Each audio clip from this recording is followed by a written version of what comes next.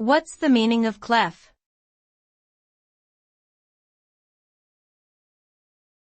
Clef.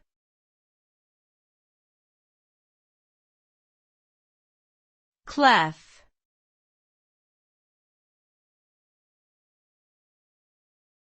Clef.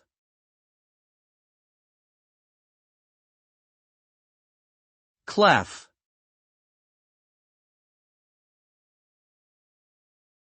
A clef is a symbol placed at the beginning of a musical staff to indicate the pitch of the notes. There are three main types of clefs commonly used in Western music: treble, bass, and alto. The treble clef is typically used for higher-pitched instruments such as the violin or flute, while the bass clef is used for lower-pitched instruments like the cello or bass guitar. The alto clef is primarily used for viola music.